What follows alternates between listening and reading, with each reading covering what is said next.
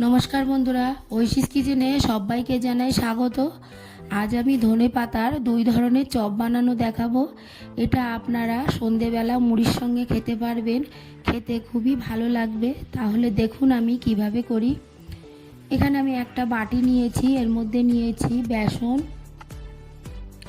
এবার এর মধ্যে দিয়ে দেব 1 পিঞ্চ খাওয়ার সোডা। এটা খুবই কমই দিতে হবে, বেশি দিলে কিন্তু ভালো হবে না। আর দিয়ে দেব হাফ টিস্পুন কালো জিরে। এর মধ্যে আমি দিয়ে দেব অল্প লবণ। লবণটা আপনারা আপনাদের পরিমাণ মতো দেবেন। এর মধ্যে দিয়ে দিলাম অল্প হলুদ গুঁড়ো। এবার একটু একটু করে জল দিয়ে একটা ঘন ব্যাটার আমি রেডি করে নেব। আমি খুব পাতলা ব্যাটার বানাবো না বা খুব ঘন বানাবো না।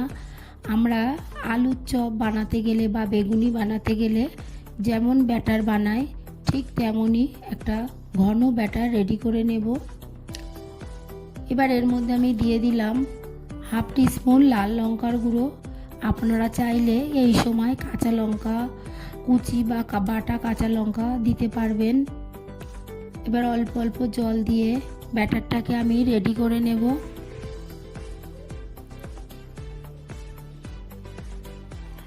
এটা ভালো করে ফেটিয়ে নেব, তাহলে চপটা ভালো হবে। এবার আমি গ্যাসে কড়া বসিয়ে দিয়ে তেল গরম হতে দিয়েছি। দেখুন আমি একটা করে ধনের পাতার গাছ নিয়েছি, গোড়াটা কেটে দিয়েছি আর বাকিটা গোটায় রেখেছি। এবার এই ব্যাটারে চুবিয়ে এই গরম তেলের মধ্যে দেব। এক্সট্রা ব্যাটারটা আমি ভালো করে ঝরিয়ে নেব।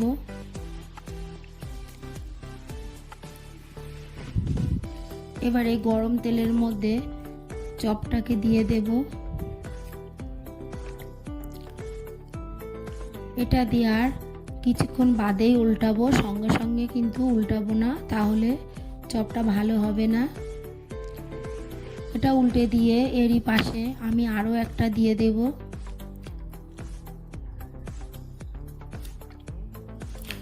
এটাকে লাল লাল করে ভেজে নেব। আর এই সময় গ্যাসের ফ্লেমটাকে মিডিয়াম রাখতে হবে, হাই ফ্লেমে ভাজলে ভেতরে কাঁচা থেকে যাবে।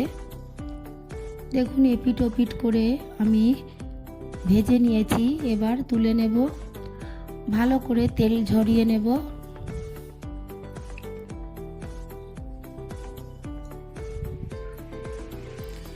এই তেলের মধ্যে বাকি চপগুলোকেও একইভাবে আমি বানিয়ে নেব।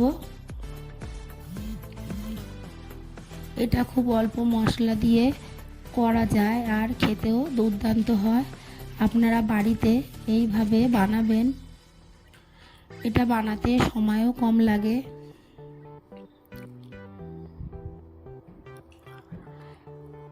এক পিঠ আমি উল্টে দিয়ে এর পাশে আরও একটা দিয়ে দেখুন এগুলোকেও ভেজে নিয়েছি। সন্ধেবেলা আপনারা শুধু খেতে পারবেন বা মুড়ির সঙ্গে খাবেন, খেতে ভালো লাগে। এবার দেখুন এই বাটির মধ্যে আমি কুচানো ধনে পাতা দিচ্ছি। ধনে পাতাটাকে কুচিয়ে ভালো করে ধুয়ে জল ঝরিয়ে নিয়েছি। এবার এর মধ্যে দিয়ে দিলাম পেঁয়াজ কুচি। আমি দুটো মিডিয়াম সাইজের পেঁয়াজ ভালো করে কুচি করে নিয়েছি। আপনারা আপনাদের পরিমাণ মতো কম বেশি দেবেন। এর মধ্যে দিয়ে দিলাম হাফ টিস্পুন লবণ।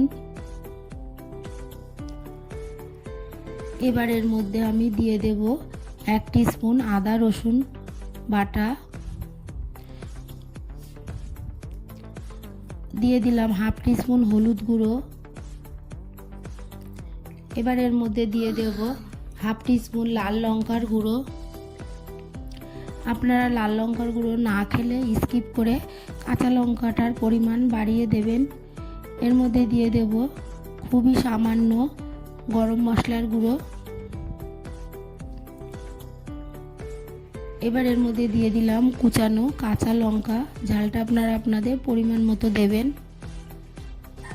এর মধ্যে দিয়ে দিলাম খুব সামান্য ধনে গুঁড়ো। এবার ভালো করে মাখিয়ে নেব। দেখুন নুন দিয়েছি, তাই ভালো করে ধনে পাতাগুলো নরম হয়ে যাচ্ছে। ভালো করে মাখিয়ে নিয়ে এবার এর মধ্যে আমি দিয়ে দিলাম বেসন। বেসন দিয়ে এর মধ্যে দিয়ে দিলাম অল্প চালের গুঁড়ো। চালের গুঁড়োটা দিলে ধনেপাতার চপটা ক্রিপসি হবে। এর মধ্যে আমি সামান্য চিনি দিয়ে দিলাম। চিনিটা অপশনাল, আপনারা চাইলে স্কিপ করে দেবেন। এবার ভালো করে মিশিয়ে নেব। এবার অল্প অল্প করে জল দিয়ে আমি একটু ঘন করে মাখিয়ে নেব। এটাকে পাতলা করে মাখালে হবে না। আমরা পেঁয়াজি বানানোর সময় যেমনভাবে করি ঠিক তেমনভাবেই এটাকে মাখিয়ে নেব।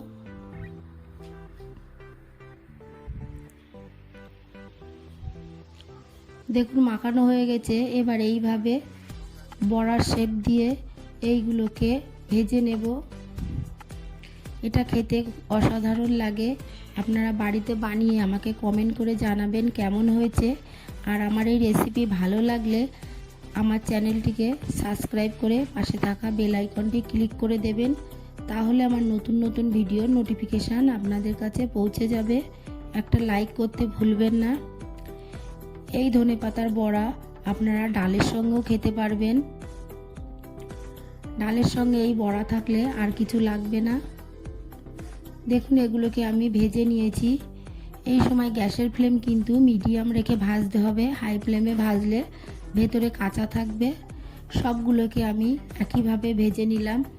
আপনারা তো দেখে বুঝতে পাচ্ছেন এটা খেতে কতটা ভালো হয়েছে। বাড়িতে বানাবেন আর আমাকে কমেন্ট করে জানাবেন কেমন হয়েছে। একটা লাইক করতে ভুলবেন না। পুরো ভিডিওটা দেখার জন্য সবাইকে জানাই অসংখ্য ধন্যবাদ।